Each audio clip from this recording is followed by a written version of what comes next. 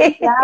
Hola, hola, Bienvenida. buenas noches, Soleil. ¿Cómo estás? Chévere, ¿cómo estás tú? Muy bien, gracias. Y muy agradecida y muy contenta de esta invitación. Qué hermosa. Vamos a enviarle la invitación a la fundación para que se conecten y podamos comenzar. Bueno, vamos a darle la bienvenida a cada una de las personas que se están conectando a este maravilloso live de Bienestar 50 más, un espacio impulsado por Silvermoon en alianza con organizaciones nacionales e internacionales. Voy a leerlas rapidito. Tenemos Asistencia Senior que está presente, Abueladas 4.0, Club Tobías, Fundación Alzheimer de Venezuela que nos acompaña la noche de hoy. Yeyito App, contenido.com, mi hijo suplente, Encontrarte, Chepina Home Care y la OIGP. La noche de hoy estaremos hablando de Alzheimer, lo que debemos saber de los trastornos neurocognitivos. Para ello, tenemos la Fundación Alzheimer de Venezuela que nos está acompañando y María Elisa Lozada, quien es médico psiquiatra, psicoterapeuta, colaboradora de la Fundación Alzheimer de Venezuela desde el 2011. Bienvenidas. Gracias. Son 13 años, qué fuerte. Estoy haciéndolo consciente ahorita. Bueno, felices 13 años. Gracias, gracias.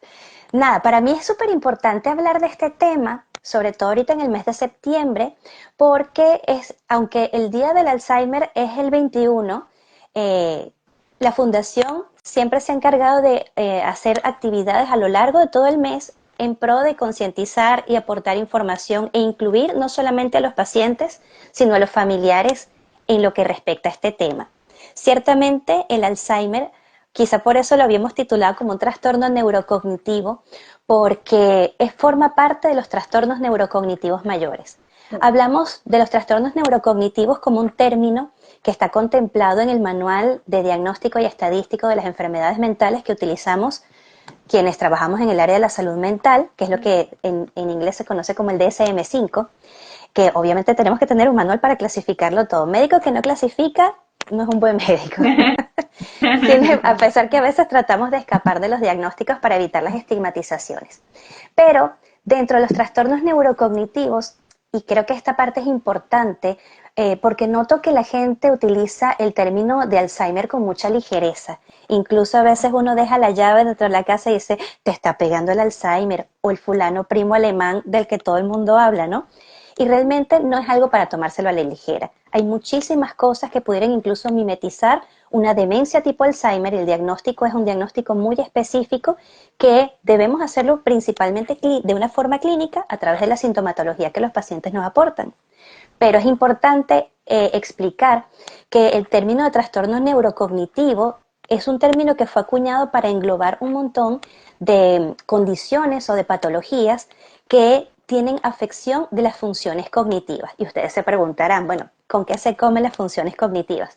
Son todas esas actividades o esas funciones que cumple nuestro cerebro, dentro de las cuales está la memoria, el lenguaje, el cálculo, la atención, la concentración, la motricidad. Y hay muchísimos más, pero si me pongo a enumerar, se nos va el live nada más enumerando todo lo que hace ese órgano tan grande que tenemos en la cabeza, ¿no? Pero, por supuesto, dependiendo del grado, algunas veces los pacientes pueden ser conscientes de que tienen fallas, y ahí es cuando hablamos entonces de los trastornos neurocognitivos menores, pero también están los trastornos neurocognitivos mayores, en los cuales los pacientes pierden la capacidad de autonomía. ¿Por qué? Porque pierden la capacidad de relacionarse con el entorno, precisamente porque les cuesta evocar, y allí es donde se encuentra el Alzheimer como diagnóstico, dentro de los trastornos neurocognitivos mayores, que es de lo que vamos a hablar ahora. Vale, María, dado esto que estás diciendo y tal cual con la ligereza, eh, ciudadanamente, nosotros tendemos a mencionar cualquier tipo de enfermedad, sea estás ansioso, estás estresado, cualquiera, y allí también puede ser como lo mencionaste, tu primo alemán o que se te olvidó algo y ya tienes Alzheimer.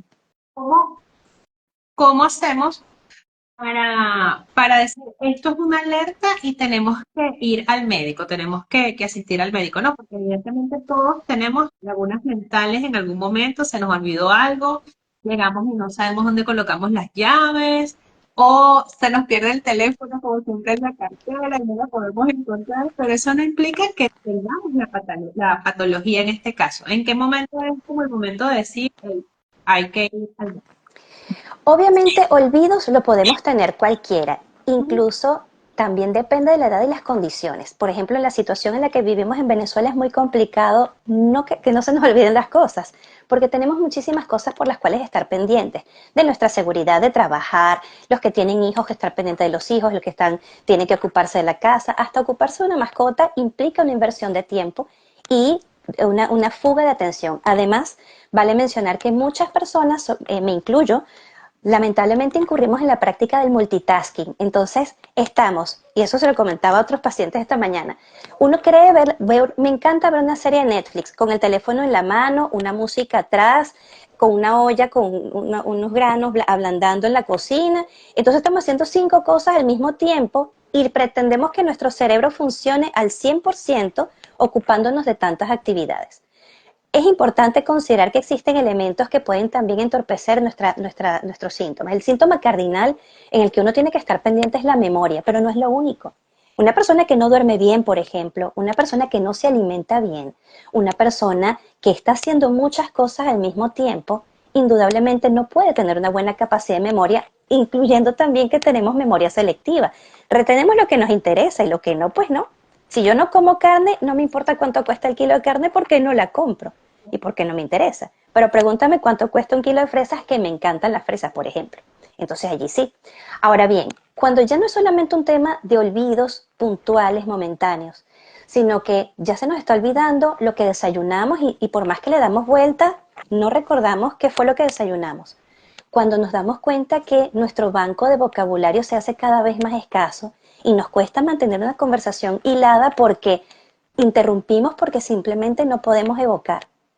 Cuando nos desorientamos, cuando de repente no es el tema de voy a la cocina y qué era lo que yo venía a hacer, sino es voy andando en el carro porque iba, por ejemplo, a la Fundación Alzheimer en el cafetal y me hallo en la autopista y no me acuerdo para dónde iba. Ya eso implica que es un síntoma necesario de ir a disipar. ¿Qué pasa? Lamentablemente la gente le tiene mucho miedo de ir al médico, porque el que busca encuentra. Entonces yo creo que por el contrario, en este tipo de padecimientos, en la medida que nosotros tengamos más conocimiento, más llevadero va a ser el camino. El camino, yo siempre pienso que las demencias tipo Alzheimer es como bajar por la bajada de Los Naranjos en Caracas, que es una bajada súper empinada, pero que es importantísimo ir frenándolo. Es decir, vamos a bajar y vamos a llegar abajo, pero la idea no es ir en caída libre, sino ir acompañando el proceso sin entrar en miedo. Pero esto implica enfrentar lo que estamos sucediendo, para lo cual hay que ir al médico a diagnosticar. ¿Cuál sería el peor escenario? Que el médico diga, tiene que ir a una evaluación neuropsicológica, que vale mencionarse sería, aparte de que es un diagnóstico que le corresponde, le compete principalmente al neurólogo. Probablemente el neurólogo va a mandar una batería de exámenes, dentro de los cuales probablemente está una evaluación neuropsicológica, que quiero aclarar, la ejecutan solamente neuropsicólogos que son especializados en eso. No lo puede hacer cualquier psicólogo. Entonces tiene que ser un neuropsicólogo capacitado, porque además este es el que nos da luces de cuáles son las funciones que están indemnes, cuáles están empezando a deteriorarse y cuáles están completamente abolidas. Y en función de esto se elabora entonces una terapia de estimulación, que es lo que nos va a ayudar a que el paciente exprima todo lo que puede tener de ese cerebro para tener calidad de vida. Si es verdad, las demencias tipo Alzheimer son enfermedades que degeneran. A mí no me gusta hablar de progreso, porque cuando uno habla de progreso va de bueno para mejor. Pero cuando estamos en un nivel óptimo y vamos perdiendo esa capacidad, estamos hablando de un proceso degenerativo. Entonces, cuando tenemos recursos para poder controlar o manejar la enfermedad, para los familiares va a ser mucho más fácil. Pero si asumimos que esto no está pasando, de verdad es muy difícil controlar y es como un efecto de bola de nieve. Lo que puede ser empezar con un olvido se convierte en una necesidad de estar con el paciente 24/7 e incluso no poder dormir, que es una de las quejas principales en Sí, este caso. qué difícil todo lo que estás diciendo poder digerirlo. Sobre todo que en encuentros anteriores siempre hacemos el llamado a que la salud tiene que ser preventiva, no curativa, es decir, ir al médico a tiempo, no esperar a que pase, porque Si bien es cierto que tenemos miedo a un diagnóstico, pues siempre cuando está al inicio hay formas de cómo minimizar el impacto y que no sea tan grave. Realmente cuando hablamos de este tipo de patologías, las cuales nada más no afectan a la persona que lo sufre, sino a sus familiares, cuidadores, entorno, y es muy difícil, aunque no me gusta usar esta palabra, pero no consigo ahorita con cuál poder describirlo, el impacto que puede tener en la vida de la persona, ¿no? Y sobre todo que, por ejemplo, ahorita mencionaste ahorita me describiste, es una persona que no duerme bien, que tiene multitasking. No, realmente no soy el tipo de persona que simplemente controla la cantidad de litros de agua que bebe y es precisamente por esto, por este ejercicio de autocuidado diario que tenemos que tener de los grupos de alimentos que estamos consumiendo, poder ser equilibrados, la cantidad de horas que dormimos, las visitas que tenemos que tener a los profesionales médicos y estas alertas, ¿no? Por eso fue la pregunta tan directa de cuál es la alerta y en qué momento tenemos que decir, mira, hay que ir al médico. Ujú. No, y además también yo también entiendo que el tema económico es algo que también tiene mucho impacto porque evidentemente y lamentablemente muchos de los costos de los estudios que se realizan o que se pueden realizar a veces son inaccesibles. Sin embargo, teniendo buena comunicación, yo creo que al venezolano le da pena decir, yo no puedo pagar una resonancia magnética con volumetría hipocampal, que suena así una cosa super saiyajin, pero es un estudio imaginológico. Es muy costoso, pero hay que tener buena comunicación y confianza con los médicos. Yo valoro mucho cuando un paciente me dice, doctora, ¿cuán importante? Hay que hacerse un electroencefalograma, pero ¿qué tan importante es? Porque uno también puede decir, bueno, tampoco te lo tengo que pedir para allá, eso puede esperar porque en algún momento lo tenemos que hacer. Porque además, en la medida que tengamos bien delimitada la enfermedad, vamos a saber cómo proceder. Y fíjate, ciertamente el paciente sufre, pero más sufren los que están alrededor. Sobre todo porque cuando uno conoce a una persona que solía ser autónoma y de repente pregunta todo, o peor aún, se le olvidan cosas que antes hacía con tanta facilidad, a uno le da mucha tristeza. Y es como, porque además es un proceso dual. No solamente el paciente que a veces entra en periodos en los cuales hace consciente, oye, yo podía hacer un arroz solo y ya no puedo. Antes yo sacaba mi contabilidad en un momentico en aquellos pacientes que son contadores, y decía, yo tenía un dominio de los números y ahora se me olvidó hasta sumar. Y entran y se deprimen porque hacen consciente que están perdiendo facultades. Pero no es siempre. Sin embargo, el que está al lado nota el deterioro, cómo va. Y es difícil. Y sobre todo es difícil cuando tenemos que trabajar, cuando tenemos otras ocupaciones, cuando tenemos una vida. Porque ciertamente tenemos una vida y tenemos que ocuparnos de nosotros y estar bien para podernos ocupar del otro, que es algo que poca gente se consiente. Y fíjate que hay un, un profesional, precisamente está en Uruguay, él es conferencista de las charlas TED y él tiene un libro que se llama Cómo perdí a mi mamá en vida. Y habla de este proceso de él siendo cuidador, hubo un momento en el que se dio cuenta que no podía seguir cuidando a su mamá y la tuvo que llevar a un centro. Y él decía que estos momentos fugaces en los que se encontraba con la mamá eran sumamente dolorosos porque la mamá no lo reconocía y cuando lo reconocía para él era ese momento de mucha alegría. Realmente es muy emotivo su charla. Se la voy a dejar en las historias posteriores a que terminemos este maravilloso encuentro. Y los invito a que lo lean porque se pueden sensibilizar. Creo que todos los que hemos perdido un familiar conocemos lo que es duelar, pero cuando no me puedo imaginar lo que es duelar en vida, ¿no? Entonces pasa precisamente esto. Pierdes a esta persona en vida, pero, o en este caso, su memoria, su capacidad de recordarte, sus capacidades cognitivas, pero también como tú te priorizas como eres cuidador, que es un impacto muy grande.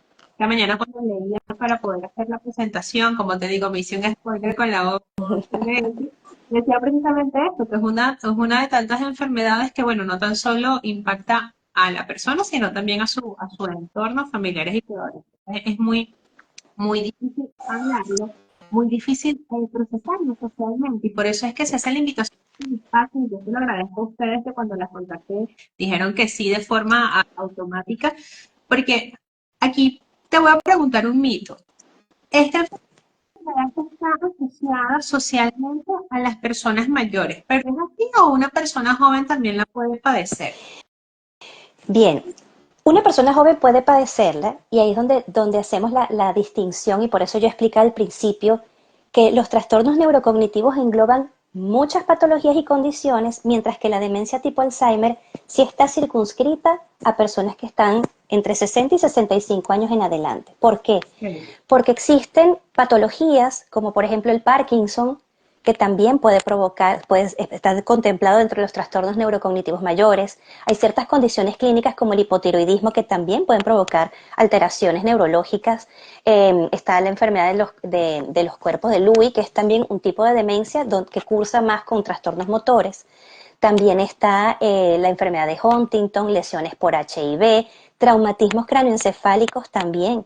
E incluso he tenido pacientes que por Zika han desarrollado una alteración neurológica importante que se comporta como una demencia tipo Alzheimer inducida por virus.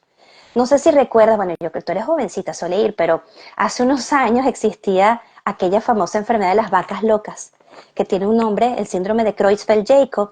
Es una enfermedad infecciosa por priones. Los priones son patologías infecciosas donde el agente infeccioso es una proteína que supuestamente se transmitía por el contacto directo con el cerebro de las vacas. Entonces hubo un boom hace unas décadas atrás en donde se decía que la persona que estaba en contacto con ganado o consumía algunas vísceras del ganado, entre ellos el cerebro, padecía del síndrome de las vacas locas, donde había una especie de encefalitis por eso. Es decir, es tan multifactorial e incluso fíjate, la demencia tipo Alzheimer tiene un factor genético, pero según muchos estudios pesa más la calidad de vida del paciente, la alimentación, el estilo de vida, más que el porcentaje de genética. Es decir, los genes pueden estar y no desarrollarse, pero si uno no duerme bien, no come bien, vive en un estrés continuo, no valora la vida con cada uno de las cosas buenas y no tan buenas con las que viene, entonces está de alguna manera activando esos genes para que se desarrollen. Porque además también ahorita hay que cederle valor e importancia al tema de la microbiota intestinal y a la neuroinflamación que genera de forma secundaria lo que tiene que ver con las demencias o los trastornos neurocognitivos. Tocaste un tema que yo te hice una pregunta cuando te llamé y te reíste, y después que te reíste te dije, te la voy a preguntar en el live para que me la puedas responder. Y es que, mira, ya sabes por dónde voy. Entonces, chévere. Mientras estábamos haciendo la primera llamada exploratoria, te pregunté cómo que hay mucha información dentro de redes sociales, porque dentro de redes sociales hay como que muchas personas que hablan, muchas veces sin autoridad, sobre el consumo de azúcar y su impacto lineal en si comes mucho azúcar, más allá bueno, de causarte enfermedades con la diabetes, genera el Alzheimer. Cuando te lo dije, te reíste y te dije, no me aclares ahorita ni me aclares en el live, porque yo prefiero hacer esta pregunta desde la ignorancia, porque desconozco el tema, pero estoy seguro que muchas personas también lo han escuchado, se van a sentir identificadas, o al igual que tú se están riendo y dicen, bueno, nada más, ella no es la que sabe, pero sácame de la duda entonces. Me río, me río porque las redes últimamente ayudan mucho, pero también estigmatizan y angustian mucho. Como te lo decía en esa llamada, en ese momento que tú me habías llamado, había escuchado un señor que decía que ya hasta las frutas hacen daño. Entonces yo creo que la idea es llegar a un perfecto equilibrio. Ciertamente hay alimentos que uno tiene que consumir con cuidado. Los azúcares, ¿qué pasa? Por lo menos en Venezuela, nuestra dieta es muy farinácea. Es una dieta de mucho carbohidrato porque es lo más accesible. Y lo pongo entre comillas porque ciertamente es accesible, pero no, en cierta manera tampoco lo es porque hay sustitutos que pueden llegar a ser abundantes y económicos. El tema es que no son tan sabrosos y hay que admitir que no hay nada más rico que un plato de pasta, que acompañar las proteínas con arroz, que comerse una ensalada de papa, zanahoria. Dígame, el plato navideño venezolano es una bomba, pero qué sabroso es. Yo no digo que no se coma, pero que hay que tener un balance. Muchas veces uno ve en la calle lo que la gente come y entonces es pasta con pan, con refresco y plátano. No, si quiere entonces coma algo más dulce. O sea, es una cosa muy desbalanceada. Cuando uno pregunta, y yo me ocupo de preguntarle a mis pacientes, ¿ustedes comen vegetales? y la mayoría me arruga la cara porque un calabacín, ay guácala. Ah, pero pregunta si comen pasta, si comen arroz, si comen pan, si comen la arepa. Ah, cómo no, y empanada, sabroso. Mientras más frito, mejor. Todo lo más sabroso Y se lo viene comen frito. todos juntos. No, y en estos días que vi un sándwich de empanada me quedé sorprendida. Entonces, yo creo que ciertamente hay elementos que uno tiene que balancear. Yo no digo que no se coman un pedazo de torta de vez en cuando, no digo que un vaso de refresco cada cierto tiempo sea malo, pero la idea es balancear. Y vivimos, y créanme que desde que estoy aquí en Uruguay, valoro la variedad de vegetales y de frutas que tenemos en Venezuela. Somos muy afortunados porque además tenemos muchísimo de dónde elegir. Hasta que uno está afuera y se da cuenta que esta gente no sabe lo que es una guanábana, por ejemplo. Conseguir lechosa es un privilegio aquí. Entonces, Ah, mango, no se imaginan los mangos verdes que me he tenido que comer acá y que me los venden como una exquisitez. No saben lo que es un mango venezolano. Entonces, sí, ciertamente la idea es comer proteína lo más que se pueda, lo más accesible, también balancearlo con vegetales, tomar agua. De hecho, se recomienda que alimentos principales, desayuno, almuerzo, cena, sean acompañados con agua y no con jugos, porque el jugo contiene mayor cantidad de fruta que incrementa nuestro índice glicémico. Entonces también hasta eso tenemos que estudiar un poco. Entonces sí, hay muchas cosas que incrementan la neuroinflamación y que promueven también condiciones de este tipo como la demencia tipo Alzheimer. Entonces lo que son la harina de trigo sobre todo, el azúcar refinado, la sal y los lácteos hay que tenerles cuidado. Insisto, no hay que execrarlos, no hay que, eso tiene un nombre que se me fue, satanizarlos, sí. Hay ah. que comerlo, pero de repente no en tanta cantidad.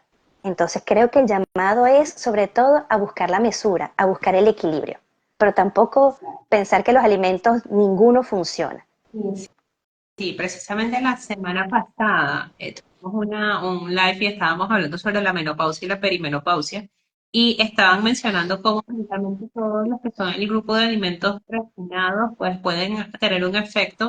Así que la invitación es a tomar mucha agüita y a tener más conciencia al momento que nos vamos a alimentar, porque bueno, todo lo que hagamos ahorita tiene un impacto a lo largo de los años y en esta nueva longevidad, si bien es cierto que vamos a vivir más años, pues que tengamos calidad de vida, que podamos ser personas capaces y que podamos disfrutar de estos años dentro de cada una de las habilidades que podemos poseer como seres humanos. Entonces, qué importante lo que estás mencionando. Fíjate que mencionaste un rango de edad específico. Tú estás hablando y yo estoy tomando nota acá.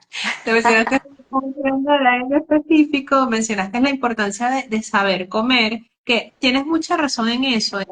El venezolano, y voy a hablar bueno, como venezolana, el venezolano tiene mucho a comer arepa con tajada, queso, todo al mismo tiempo no todos los días o quizás sí, pero ese tipo de excesos pues a la larga van ocasionando daños. Entonces tener esa mesura. Te iba a preguntar, ¿qué tan perjudicial puede ser el consumo de café? Porque mayormente las personas tienden a tener este consumo excesivo de café. Si no toman café se sienten mal, ¿saben? Y es como que el sentir nacional cuando estás hablando con algunas personas. Mira, el fenómeno del café lo he venido estudiando y no puedo hacer este live sin evocar al doctor Ciro Gaona, que él siempre dice que el café negro sin azúcar es recomendado. Pero no es que la persona pueda estar tomando, que a mí yo cuando le pregunto a mis pacientes, le pregunto, ¿tomas café? Y por favor muéstrame la taza si puedes. Porque te dicen una tacita y te muestran un mug, que es una cosa inmensa, y te dicen, mira, ya, ahí caben como 5 tazas, no vengas tú. O sea, sí, es bastante. Pero el café negro y sin azúcar es lo recomendable, así como el chocolate. El doctor Gaona también menciona que el chocolate negro, lo más negrito posible, un cuadrito, 2 cuadritos al día hacen mucha diferencia. De hecho, una de las cosas que uno recomienda a los pacientes que tienen antecedentes familiares con este tipo de trastornos es que traten de tomar café, pero sobre todo llevar la dieta mediterránea. La dieta mediterránea es una dieta rica en grasas poliinsaturadas, que son las que están en los frutos secos, como las nueces, como el pistacho, que utilizan bastantes vegetales y frutas. donde también hay carnes magras, pero hay abundancia en aceite de oliva, en cosas menos ultraprocesadas, porque también, precisamente por el nivel de vida que todos tenemos, que además vivimos para trabajar, preferimos comprar las cosas más prácticas y lo que ya viene casi hecho es ultraprocesado y tienen preservantes también. Eso también afecta y promueve la neuroinflamación. Entonces hay que tratar de, yo creo que uno organizándose bien puede lograr comer sano, pero para ello hay que Y, organizarse. y sí, completamente. Mari, ¿qué le podemos decir a esas personas que están recibiendo un diagnóstico en este momento de Alzheimer? Lo primero que yo les recomiendo, y se los digo por experiencia propia, porque yo creo que el Alzheimer entró en mi casa sin yo darme cuenta. Mi mamá sufre de Parkinson y lamentablemente después de 20 años con una enfermedad sumamente controlada, pues le agarró la demencia. Hoy en día pues yo vivo en carne propia lo que es que tu mamá te salude o te hagas pasar por médico y te reciba como un médico cualquiera y no como alguien que salió de su vientre. Lo primero es no tener miedo, porque yo entiendo que hay diagnósticos que generan mucha angustia. Está bien lidiar con la angustia, está bien decirlo, pero hay que buscar solución. En la medida que uno se empapa y entiende la enfermedad, es mucho más fácil de llevar, es mucho más fácil y a veces lo barato sale caro. El ahorrarme un estudio, el ahorrarme una consulta médica, porque no, yo puedo con esto. Señores, no siempre se puede. Y más cuando tenemos que estar pendientes de tantas cosas. Del dólar en la mañana, el dólar en la tarde, hacer el mercado, que me subieron el pimentón por aquí, entonces tengo que ir para el otro mercado, que la proteína me tengo que ir a comprar la Katia porque es más barato, y así estamos. O sea, vivimos en una eterna zozobra. Y la vida es un momentito que hay que vivir. Cada día es un regalo, cada día es un día, es una nueva oportunidad de hacer las cosas bien. Y la vida no es solo trabajar, porque cuando uno se va, no se lleva nada de lo que hace. En cambio, las vivencias, el de repente agarrar un instrumento y tocarlo, el cantar una canción, el tomarse un café con los amigos, el preparar una comida rica en familia, eso es mucho más valioso que dejar la vida trabajando en una empresa donde de repente le dan un puntapié y ya pasó, quedé desempleado y de qué sirvió todo lo que he dado. El poder estar allí y poder delimitar todo lo que necesito hacer y tener confianza en los especialistas que son atendidos. Eso es importante. Yo siempre pienso que las consultas y los especialistas somos, para los que son creyentes, como las iglesias. Uno no va a una iglesia donde lo tratan mal. Uno siempre va donde se siente refugiado, donde se siente contenido. Es importante que hablen con claridad, que pregunten. A mí no me importa, más bien cuando el paciente entra a consulta y no pregunta, siento que no va a regresar, o porque no entendió o porque le da pena. Y les doy la posibilidad de que comprendan que uno está allí para ayudar. La Fundación Alzheimer tiene las puertas abiertas y tiene una serie de actividades y de profesionales excelentes que están allí a disposición. Solo hay que buscarlo y hay que tener paciencia porque a veces los horarios no dan, ¿verdad, Úrsula? A veces no tenemos tanto tiempo como quisiéramos para poder asistir a los pacientes, pero la Fundación siempre está allí para dar una mano, para dar charlas para los familiares, para aclarar dudas. Siempre estamos en continua actualización para brindar la mejor información, pero es eso, empápate de la situación y enfréntalo, porque huyendo el problema va a ir detrás de ti a donde quiera que vayas. Entonces creo que esa sería mi recomendación. No tengas miedo, confía en los especialistas a los que acudes. Si tienes dudas, no escatimes en preguntar, que uno no cobra por pregunta, sino pregunta y apóyate en quienes están allí para tenderte la mano. Qué hermoso. Dejaste como, sabes, así, con dos preguntas, voy con una primera y posterior, voy con otra. Invito a las personas que están en este momento escuchándonos a que si tienen preguntas las puedan hacer con toda confianza y si no las quieren hacer de forma pública en la cajita la pueden dejar y yo con gusto se las transmito. No se limiten por eso. Mm, Te quería preguntar esto. Voy a una consulta diagnóstico y posteriormente con diagnóstico, ¿cuáles son estas 5 preguntas claves que como familiar o como paciente tengo que hacer? Siendo tú, en este caso, la doctora. A ver, ¿qué preguntas debería uno hacer como familiar de paciente? Como familiar o como paciente, porque fíjate que hiciste una declaración muy importante. Cuando el paciente no pregunta, puede ser frustrante para el médico, pero también cuando el paciente no pregunta puede ser por miedo. Entonces, aprovechando que tenemos algunas personas aquí conectadas que seguramente están recién diagnosticadas o tienen un familiar diagnosticado, para que ellos se puedan sentir más seguros, ¿cuáles son esas 5 preguntas, siendo la persona que tiene el diagnóstico o familiar cuidador? ¿Cuáles son esas 5 preguntas que debe hacer al momento de ir a consulta? Bueno, ya que me lo mencionas, cuando el paciente muchas veces no pregunta, yo no le doy chance, yo le doy la información, aunque no le pregunte igual. Hermosa Eso es eres. eso es una consulta, eso es un tipo mío, porque de verdad que, no me vas a preguntar. De hecho, siempre les digo, las preguntas van a salir cuando usted haya salido del consultorio. Pero bueno, en este caso, yo creo que lo más importante es, con honestidad, que pregunten, porque a veces esa sola pregunta es suficiente. ¿Qué viene ahora? ¿Qué me toca? ¿Para dónde voy? Suena una pregunta muy tonta, pero que involucra mucho, porque es hacia dónde me va a llevar esta enfermedad.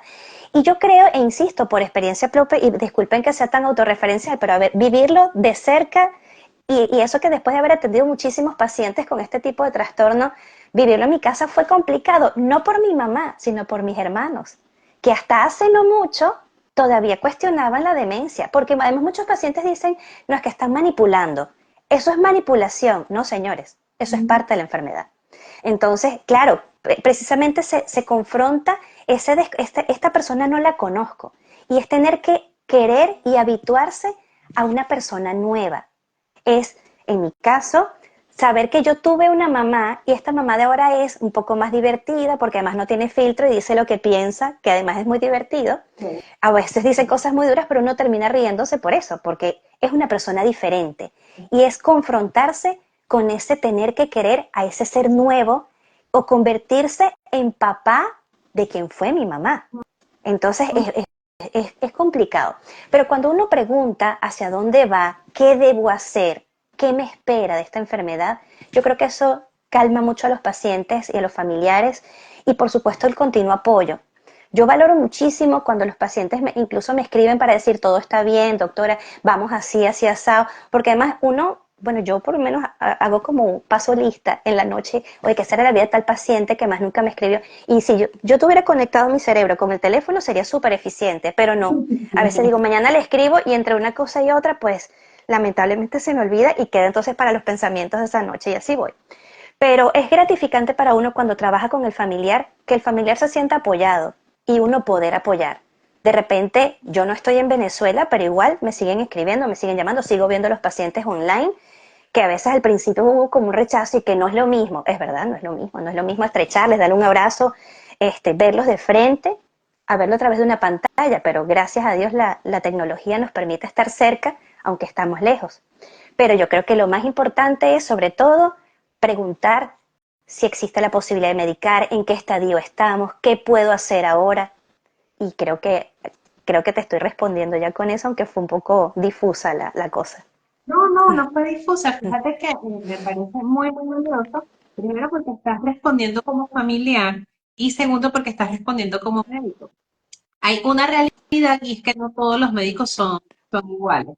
Es así, En efecto, uno como paciente tiene el derecho, si no le gusta un doctor, cambiarse a otro, pero muchas veces la total. situación económica no te da y bueno, tienes que estar con ese doctor. Entonces, sí, quizás estar en esa situación en la que estás por los momentos en un doctor que no sientes esa empatía, no sientes esa energía, no, quizás le puede ayudar este tipo de información desde tu experiencia en qué preguntar, porque fíjate que puede ser una pregunta quizás muy básica, pero cuando dices qué debo hacer, ahora qué va a pasar, cuál es el siguiente paso, aun y cuando están esas preguntas que pueden ser muy básicas, mira lo importante que son para el desarrollo, ¿no? Para el bienestar que están allí. Están dejando por acá un par de preguntitas. Voy a ir arriba para que, bueno, me disculpen. Me están llegando, gracias a Dios, muchos comentarios. Entonces, chévere porque se los puedo leer, pero me voy perdiendo, ya va.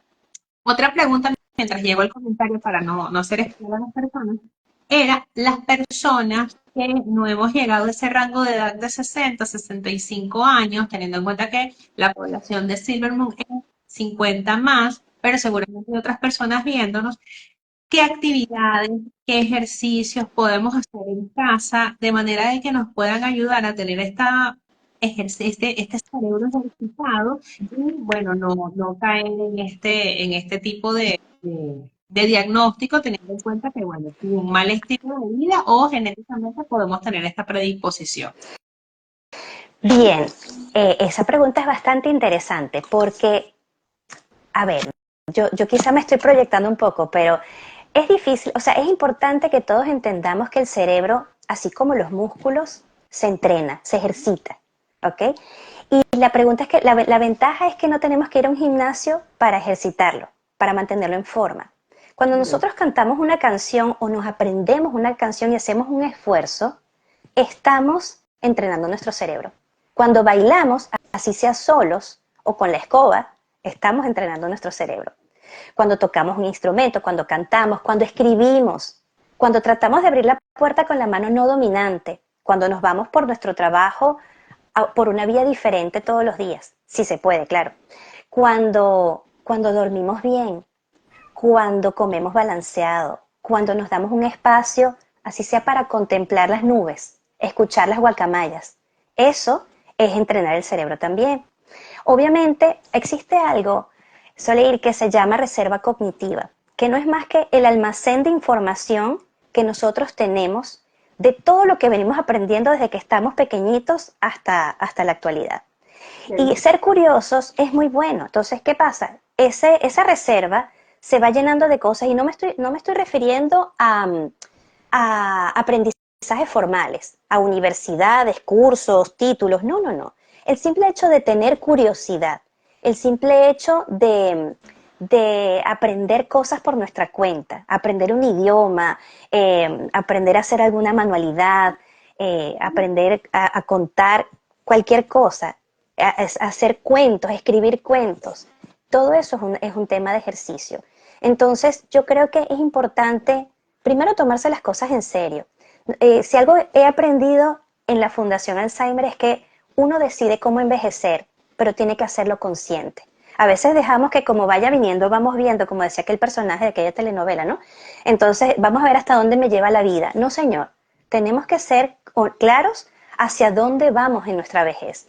Queremos tener una vida sana, queremos ser unos abuelitos energéticos. Entonces tenemos que dormir bien, tenemos que respetar nuestras horas de sueño, tenemos que comer de forma balanceada, tenemos que darnos espacios para divertirnos también, tenemos que buscar aprender siempre.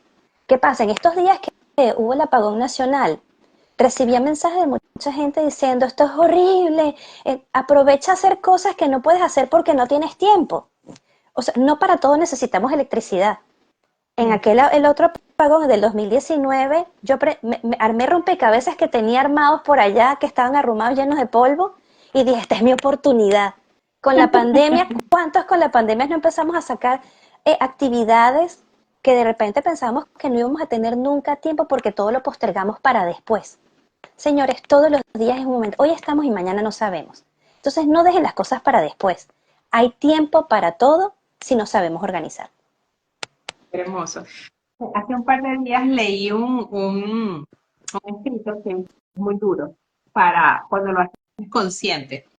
Y dice, vamos a imaginarnos que vas a llegar a vivir hasta los 70 años. ¿Cuántos años tienes? Si tienes 30, ¿cuántas vacaciones te quedan? ¿Cuántas navidades te quedan? ¿Y qué estás haciendo para poder vivirlas de forma consciente? Y cuando comienzas a hacerte consciente de que el tiempo va en degradación, más allá de hacer una invitación a que tengan ansiedad y que comiencen a preocuparse, es cómo no vamos valorando precisamente el día a día, el estar conectados con nosotros, el honrar este día que podemos tener y este momento, ¿no? Que también es un ejercicio de aprendizaje constante y diario, pero sí, sí se logra. Ahora sí te voy a leer. Ay, A ver. te dan un mensaje demasiado hermoso. Excelente disertación de este importante tema. Se nota el dominio y la experiencia. Felicitaciones. Gracias por empaparnos en todo. Ajá, por acá dice, buenas noches, siempre se tienen las consultas. Vamos a dejarle un espacio que la Fundación del Alzheimer para que nos hable de todo lo que va a ser este mes y nos dé los precios y puedan tener esta información aquí. Ok, para un diagnóstico de Alzheimer o no. Vamos a ver otros mensajitos. Ah, voy a hacer y voy a hacer algo. ¿Cómo lidiar con la apatía por hacer cosas cotidianas como bañarse? Ok, pero eso es importante, la persona que preguntó, ¿sucede consigo mismo o sucede con algún familiar? Hago la salvedad porque cuando uno tiene apatía de hacer cosas por nuestro propio beneficio, como arreglarse, como bañarse, hay pacientes que dicen, yo tengo que hacer un esfuerzo sobrehumano para bañarme. Indudablemente hay que tener cuidado porque ahí puede haber alguna depresión subyacente, que no lo hacemos conscientes, porque a veces somos funcionales. Vamos a trabajar, hacemos mercado, cocinamos, limpiamos, vemos una serie por televisión, pero nos cuesta hacer las cosas. Tengan cuidado con eso porque puede haber una depresión. Ahora, si es con un familiar que de repente no quiere bañarse, hay que hacer las cosas divertidas. Yo creo que cuando uno hace las cosas que a uno le apasionan y lo hace divertido, no pesan. Entonces, de hecho, yo tuve un caso de un paciente que fue muy divertido porque no quería bañarse. Cada vez que venía el tema del baño era el momento. Pues resulta que hubo un bolero que le gustaba y empezaron a bailar y bailandito se lo llevaban al baño. Y así logramos que se bañara con placer, cantando Sabor a mí. Entonces, yo creo que en la vida hay que ponerle algo de diversión a todo. Y si de repente no estamos encontrando fuentes inspiradoras para esa emoción, entonces algo está pasando con nosotros. Confíen en los especialistas. No tengan miedo. Los psiquiatras no son para los locos. Si a mí me dieran $1 por cada vez que me dicen eso, mire, Trump estaría pobre al lado de mí. Pero bueno, no. A veces hablar con alguien y no precisamente un amigo, hay que buscar un profesional. Y hablar es importante, porque lo que callamos, el cuerpo lo termina manifestando. Sí, siempre el cuerpo es muy sabio y expresa todo lo que nosotros no decimos y gestionamos, ¿no? Porque el punto es gestionar. Así es. Buenas noches. Esta persona dice que está desesperada, es de Venezuela y su mamá tiene demencia con cuerpos de Lewy. Creo que se dice Ah, así. de Louis. Uh-huh. Ah, ok. Y no para de gritar día y noche y no saben qué hacer, necesitan ayuda. Si le puedes decir algo, ¿a dónde remitir? Bien, eso indudablemente ese caso hay que evaluarlo porque ciertamente, fíjate, las demencias por cuerpos de Lewy es justamente uno de los tipos de demencia que cursa ciertamente con pérdida de la memoria, pero también tiene un componente motor importante y es una de las cosas que uno toma en consideración. A veces la degeneración, insisto, no me gusta hablar de progresión, pero la evolución de la enfermedad va muy rápido y a veces tenemos que consultar no solamente con el neurólogo, sino a veces también con el psiquiatra para poder ayudar a calmar.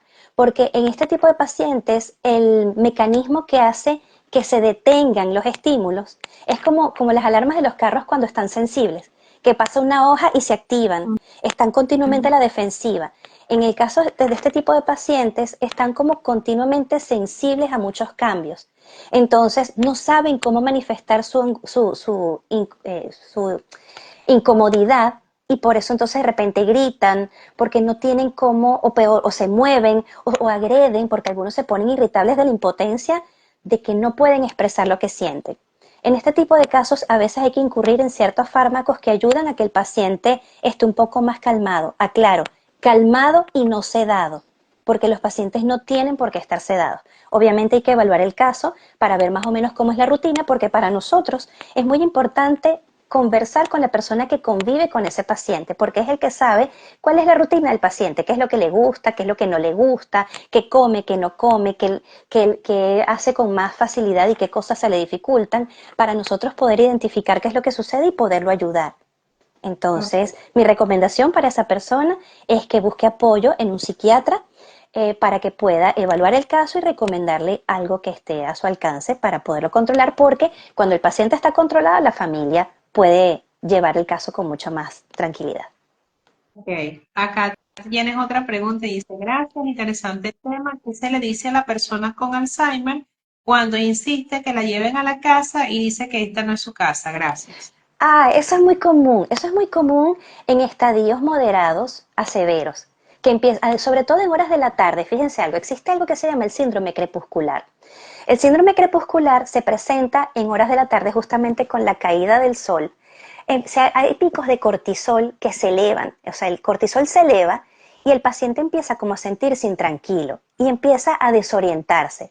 Sobre todo acuérdense que la memoria que se pierde al final es la memoria tardía. Es decir, no me acuerdo qué desayuné, pero pregúntame cómo fue mi vestido y cómo fue mi fiesta cuando me casé por la iglesia en los años aquellos. o cómo nació mi primer hijo, o cómo fue mi primer trabajo, o cómo se llamaban mis amigas de la cuadra. Pero cuando eso se empieza a olvidar, hay una desorientación en tiempo y espacio y el paciente empieza a ponerse agitado porque mi mamá se va a preocupar cuando probablemente la mamá ya falleció. Entonces, lo primero es que hay que mantener la calma. Segundo, yo recomiendo que no le insistan al paciente en que eso no es así, pero esta es tu casa. A veces pasa, y nos ha funcionado, que lo montan en el carro, le dan una vuelta y llegan y el paciente se calmó. Es decir, hay que buscarle la vuelta. Pero sobre todo, no enfrentar al paciente a tratar de corregir con una realidad que ellos no perciben, porque eso los altera mucho más. También es importante que el contenido del pensamiento de este tipo de pacientes se altera. En consecuencia, sucede que de repente eh, de repente empiezan como que a decir que le están metiendo cosas en la comida, que yo tenía un dinero en el escaparate y me lo robaron, dinero que nunca existió, o ustedes me quieren sacar de mi casa para venderla y quitármela, porque a veces se activan problemas anteriores que lo traen al presente. Entonces, esas angustias, cuando la persona confronta, se convierte para el paciente en un enemigo inminente.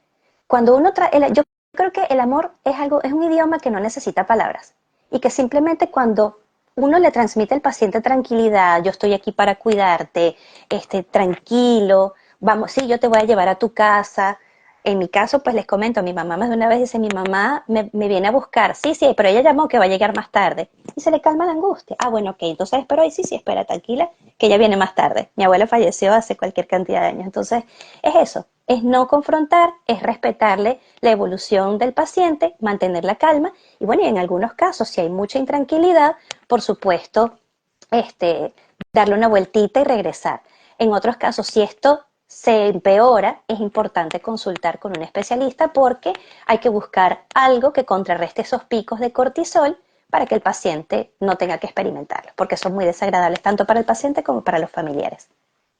Claro, wow, qué importante. Si me ven que estoy volteando, es que estoy comunicándome con Con Úrsula porque se me Úrsula. olvidó y me está Sí, diciendo que estoy hablando con ella, pero acá súper pendiente.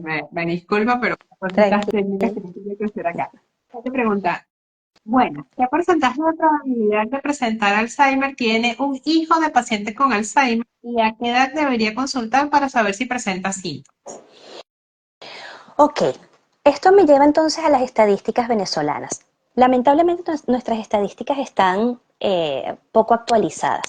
Sin embargo, por casuística de neurólogos, en Venezuela los síndromes demenciales más comunes está primero el síndrome de demencia tipo Alzheimer, el segundo está la demencia vascular, es decir, personas que tengan factores de riesgo cardiovascular como pacientes diabéticos, pacientes hipertensos, pacientes con trastornos en el metabolismo de los lípidos, es decir, aquellas personas que tienen el colesterol y los triglicéridos tienden a elevarse o que no tienen una dieta adecuada, se consideran que son factores de riesgo cardiovasculares que pueden provocar demencias vasculares, sobre todo pacientes hipertensos que no están bien controlados.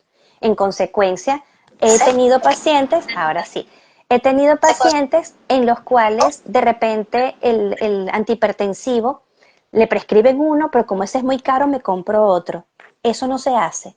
Consulten y es importante, yo prefiero que le digan al cardiólogo, mira, yo no tengo plata para comprarme lo que tú me pediste. No tienes uno que sea más accesible, créanme que el cardiólogo siempre va a buscar una alternativa que se adecue, pero pregúntenle al cardiólogo. Y también existen las demencias mixtas, donde coexisten de repente la demencia tipo Alzheimer con la demencia vascular. Entonces, si tienes un familiar directo, mamá, papá, que haya tenido un síndrome demencial, es importante primero que trates de llevar una vida sana. Hasta ahora comer sano, dormir bien, como se los decía hace unos minutos atrás.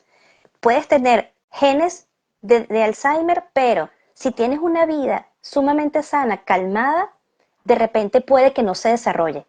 Entonces, sí es importante a qué edad apenas tengas síntomas. Incluso creo que en ese caso, si eres consciente, eres una persona joven, puedes ir con un neuropsicólogo y plantearlo. Y puedes pedir la evaluación neuropsicológica, porque además el neuropsicólogo está en la capacidad de poder evaluar muchos elementos.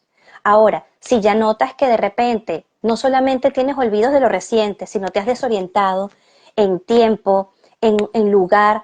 Como les decía, voy rodando por la autopista y no me acuerdo para dónde iba, entonces ahí tienes que acudir con un neurólogo para que haga todos los estudios pertinentes. Wow, interesante. Me encantan los mensajes que te están dejando. Dice, excelente live, esto quedará grabado ya que tiene un lenguaje muy equivale a la comunidad. Yo soy médico infectólogo. Sí, queda grabado dentro de Silvermoon, de la página de Silvermoon de Instagram. Están grabados los cortos de cada uno de los lives que estamos realizando en Bienestar 50 más. Adicionalmente, allí tienen el enlace a YouTube. Este video va a ser subido posteriormente y allí van a poder conseguir esta información. Gracias por tan excelente información, excelente información. Buenas noches, gracias. ¿Es recomendable que una persona con el diagnóstico lea casi todo el día? Bueno, hay que tener cuidado. Leer en este tipo de pacientes tiene que ser corroborado. ¿Qué sugiero yo? Si el cuidador lee el mismo libro e interactúa, porque a veces tienen incluso hasta el libro al revés y dicen que están leyendo y pueden durar horas en la misma página. Hay que estar muy pendientes porque ellos además mienten con una facilidad que además y no les gusta que uno les desmienta. ¿Qué es importante? Leer libros cortos donde la otra persona puede interactuar. Fíjense algo, este tipo de patologías tienden a aislar al paciente. De tener un lenguaje rico, de repente se convierte en monosilábico si no se estimula. Entonces, si está leyendo, lo ideal es que cuando el paciente no esté agarrando el libro, la otra persona lo esté leyendo para preguntar, oye, ¿tú leíste que tal personaje hizo tal cosa? Para que haya una interacción, porque eso es lo que estimula. Quizá por eso yo no recomiendo el uso del televisor, por ejemplo, por lo que decía hace unos minutos atrás. Uno puede estar mirando una serie, pero tiene el teléfono y está revisando Instagram. O sea, uno va a revisar un mensaje, pero tiene una notificación de Instagram. E Instagram nos lleva entonces a otra cosa y al final ni estamos viendo la serie, ni estamos viendo el teléfono, ni estamos revisando los granos que dejamos calentando en la cocina. Al final no estamos haciendo nada. Entonces, cuando hay interacción, cuando estoy leyendo un libro y puedo comentarlo con el otro que valide la información que estoy haciendo, es maravilloso. Leer en voz alta también está bien, pero tengan cuidado de dejarles el libro porque pueden de verdad creer que están leyendo y les cuesta un montón salir del primer párrafo porque no lo están entendiendo. Entonces, es importante tener esa confirmación. Claro, entonces el ejercicio aquí, más allá de que pueda leer, es que puedo hacer un ejercicio con el cuidador de una repregunta o quizás para que pueda estimular también, hacerle como una recreación de lo que está leyendo, de manera de que pueda hacer un complemento a la lectura, por lo que puedo entender. Exacto.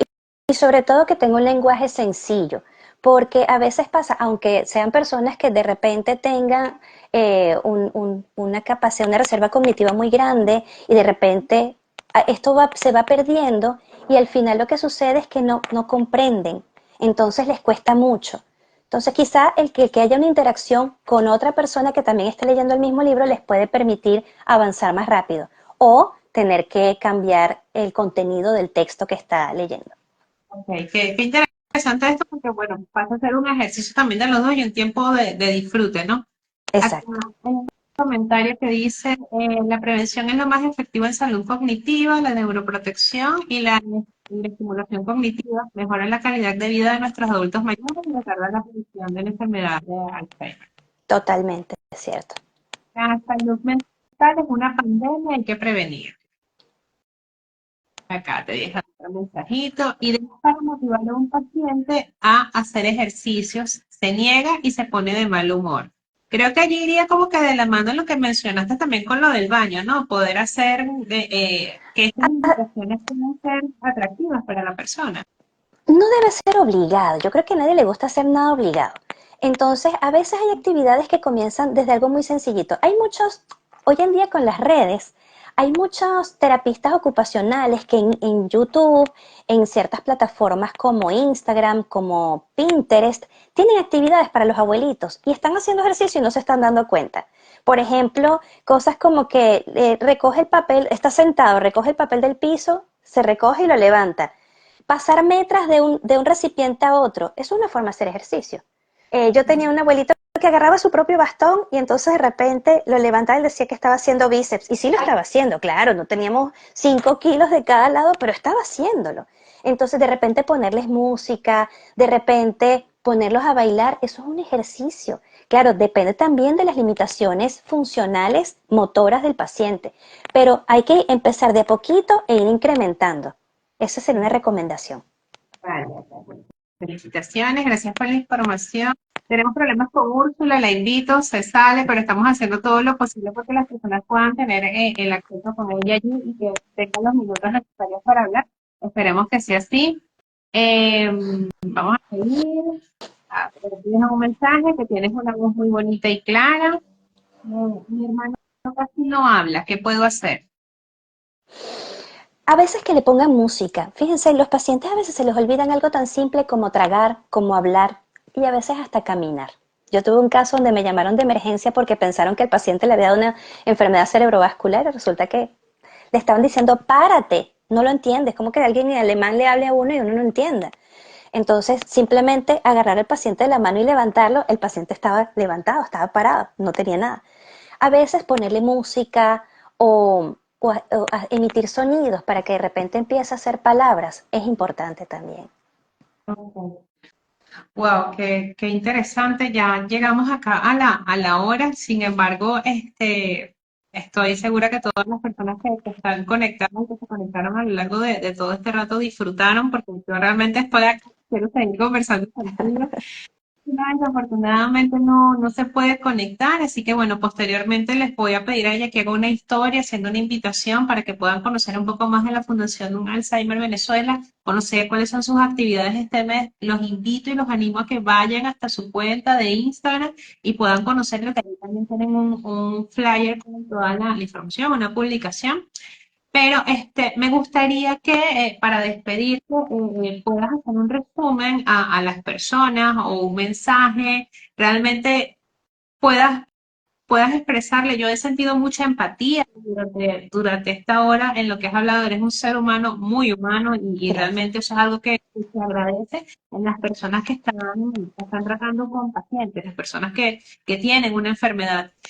¿Qué le podrías decir tú en este caso, después de tantos años de experiencia como profesional y dentro de la fundación, qué le podrías decir a las personas que tienen en este momento un diagnóstico o están acompañando a una persona diagnosticada? Bueno, yo creo que en principio diría, para todos, para las personas incluso que no tienen a alguien cerca y no saben lo que es esto, la vida tiene que tener un sentido. Y si hoy en día te levantas y no sabes por qué estás vivo, búscalo, porque la respuesta la tienes tú, no la tiene más nadie. Segundo, si están cuidando, tienen un familiar cercano que padece de un trastorno neurocognitivo mayor y que depende, primero, delega, no asumas ese problema solo, porque esto agota y agota mucho. Es importante rodearse de una red de apoyo familiar o de amistades, que a veces hay amigos que están dispuestos y uno no los usa porque les da pena. Al contrario, hay que buscarse espacios para descansar porque esto es muy agotador si uno lo asume solo. Y lamentablemente la calidad que recibe el paciente de una persona agotada no siempre es la mejor y esto pesa con el tiempo. Y porque además luego de ser un cuidador cuidando a un enfermo terminan siendo dos enfermos. Entonces uno tiene que también tomar espacios. Otra recomendación que le daría es no asuman la enfermedad solos desde el punto de vista de medicina. Hay que buscar, hay que creer en los especialistas. Tenemos muy buenos profesionales en Venezuela que están dispuestos a ayudar. Y algunos, a veces hay que sincerarse. Díganle si pueden pagar los honorarios o si no, y lleguen a un acuerdo con esa persona. Porque sí los hay, no todo el mundo es tan mercantilista como nos pintan. Pero a veces el venezolano tiende, y me incluyo, a que yo no digo para no molestar. Es que si le digo el doctor se va a ofender. Sí, hay colegas que de repente ponen su trompa, su mala cara, pero de repente hay otros que están a la espera de que hagan un planteamiento. Y estoy segura que muchos hay que están dispuestos a ayudar. En la Fundación Alzheimer hay especialistas muy buenos y ya va, y la Fundación Alzheimer no es solamente el que queda en el Cafetal en Caracas, también en cada estado hay un capítulo de la Fundación Alzheimer de Venezuela. Hay que simplemente buscar la información y adherirse también a las actividades que ellos planifican. ¿Qué más puedo decir? Y no tengan miedo de medicar, no tengan miedo de ir al psiquiatra, por ejemplo, porque todavía en pleno siglo XXI estamos lidiando con el miedo de que los psiquiatras son para los locos, que los psiquiatras medican. Créanme que no todos los psiquiatras creemos en que hay que polimedicar a un paciente. Y creo que es importante acercarse a lo que uno le da más confianza. Cuídense mucho, traten de dormir bien, traten de darle calidad al paciente y ténganlo ustedes también, porque si ustedes no están bien, el paciente tampoco lo va a estar. Entonces van a ser dos problemas en lugar de uno. Esa sería mi Hermoso. recomendación. Gracias, María Elisa. Acá sigo viendo que, bueno, se siguen conectando personas y te siguen dejando mensajes muy lindos, muy emocionado y agradecido por la oportunidad de participar como receptor en tan importante y valiosa información. Yo realmente estoy muy agradecida por este encuentro.